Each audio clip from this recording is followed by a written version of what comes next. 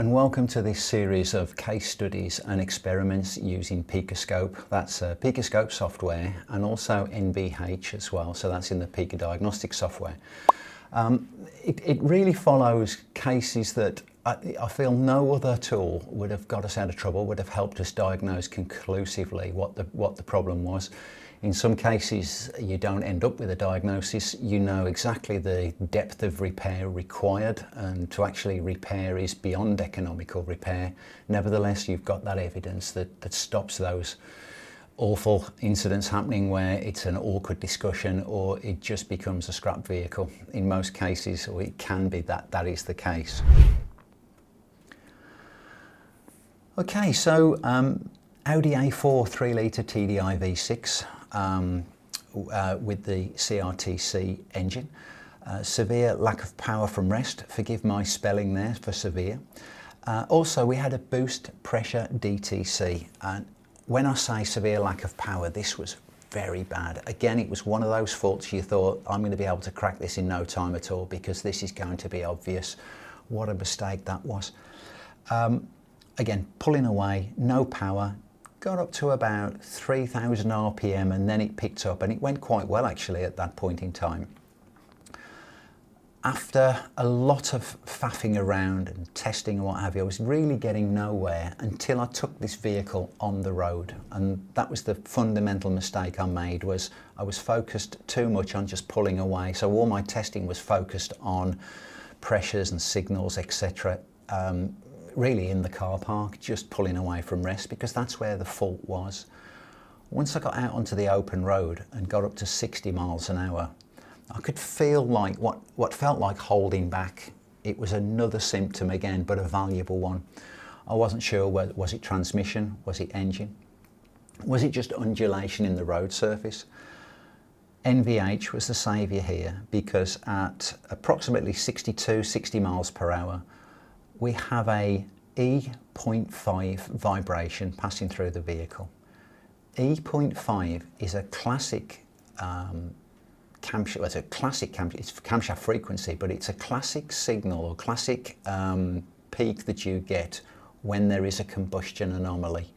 So maybe not necessarily a misfire, but an event where one cylinder is underperforming. Now, that will underperform once every 2 revolutions of the crankshaft, because then we have a firing event every 2 revolutions. So for 2 revolutions of the crank, one combustion event generates a 0.5 or one poor combustion event. A misfire, for example, will give you an E.5. Straight away now I know that it's not the road surface, it's not the transmission. Something is generating a combustion anomaly on this vehicle. So next is to graph the crankshaft position sensor. And here we have it. Again, this is cruising. It was approximately 1,900 RPM. You'll see there, look at the firing order. I've got injector number 1 on channel C. We then use the firing order 143, bear in mind this is diesel, 625. 143, 625. Look at cylinder 6. Note how that we are not getting that full acceleration out of the cylinder at that point in time. Cylinder 2 is good, cylinder 5, cylinder 1, cylinder 4, we're all getting the acceleration after injection, but cylinder 6 again. And this was a piece of gold, because this was the evidence I needed that reinforced the data that we got from NVH. Long story, very short. This was all about fuel flow. Now look at these injector nozzles underneath the microscope. So on the left hand side we have a poor definition of spray holes about the injector circumference. So if you look closely, in fact it's probably best we focus on the right hand side, we can see clear holes. And these are tiny, by the way. Remember, diesel is going to pass through this in atomized form in a certain spray formation. We can clearly see them here when we rotate the injector by 180 degrees. But here, they look like they've almost been hammered, almost closed. And I can only think that this was maybe misfueling, detonation, contamination, something along those lines, that introduced such a harsh combustion chamber environment that resulted in hammering on top of the injector. And there you go, that proved to be fuel flow and poor spray pattern. But why were we generating this boost DTC? Because really the fundamental DTC that came through was boost pressure anomaly, or I think it was predominantly low boost pressure. And we know that compressor speed in the turbocharger is all about getting kinetic energy over the turbine. However, it's not just about kinetic energy, it's also heat energy that is imparted into the turbine so as to get that speed up and generate pressure via the compressor. Under the pulling away conditions, we simply weren't generating the cylinder heat required. As a result, we weren't getting that boost. I found this a really challenging study. It took a long time to get to this stage, and we will put the link in for these case studies, this one and others, because they're either in the forum, on the forum, or in YouTube in some form or another as a full case study. Okay, finally, something I use a lot, and that's multiple apps in one window and then screen grab software, because it really does help when you come to review your data. It also highlights a few issues with scan tools and just how they lag real data. But what we've got here is a screen grab of my entire screen, with PicoScope on the left, taking up the majority of the screen, because that's the data I'm truly interested in, is the live data. Various serial data on the right hand side from the scan tool. I've got dash cam footage in there because I can use the camera feature of Windows and bring that into the same window. I've also got, you'll notice in the bottom right hand side, I've got the time clock. I've also got the weather conditions, which sometimes it is relevant. It's a bit nerdy, I know, but it's quite useful.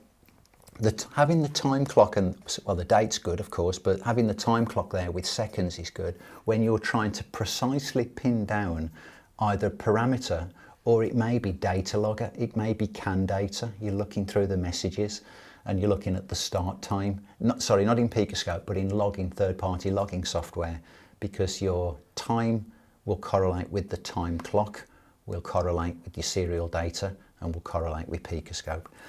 And if you've got your microphone running on your laptop and you've got your satellite navigation running, you'll also have the announcements of the satellite navigation, so you'll actually know where you are on the road, as well as the footage that you've got here, because it may be that you're reviewing this data for someone else. All right, that's it. Tips for diagnosis. Update PowerPoint for storage of data from scan tools, scopes, videos and loggers. I do find PowerPoint is useful just for pulling in all these different data sources and getting them in sequential order. You can put so many different pieces of information in one slide and almost do it chronologically as you've gone through your case study. Just save as you go along. You can tidy it up at a later date, but you're grabbing this data and getting it in order.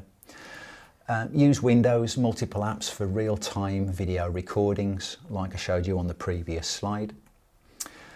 Keep data safely stored for reference. Use data, case studies and success stories for internal training, because having all this is great, but if we're not going to share it, especially train those coming through the ranks, let's get it to them and get them studying it and challenging it as well, and questioning it and hopefully replicating it. Share your experiences on forums and seminars. We've got a great forum and I'm so appreciative of everybody who posts on there. It's great to see techs helping techs. Question your own judgment. What else could it be? There's that classic saying from Lord James Dillon himself, before you change something, ask yourself what you would change next. If that doesn't cure it, often that's the component, but it's another story for another time. Introduce faults to qualify components or system responses. This is something that I don't do often enough, but I assume something is not reporting or doing what it should do. I can often force an event by disconnecting something and proving that yes, there is a code generated as a result of disconnecting this component, so therefore that circuit or the integrity thereof must be okay, or disconnecting this introduces that. Initially blame your measurement technique if you found something wrong. This happens so many. It's very easy to think you've cracked it and you've found the problem. Question your technique first, question your measurement, challenge your own approach, and only when you've proved that to be right can you be assured that you found something wrong. Okay, that's it. Thank you for watching, and any questions please send them over, and yeah, we'll endeavour to answer them as ever. All right, take care.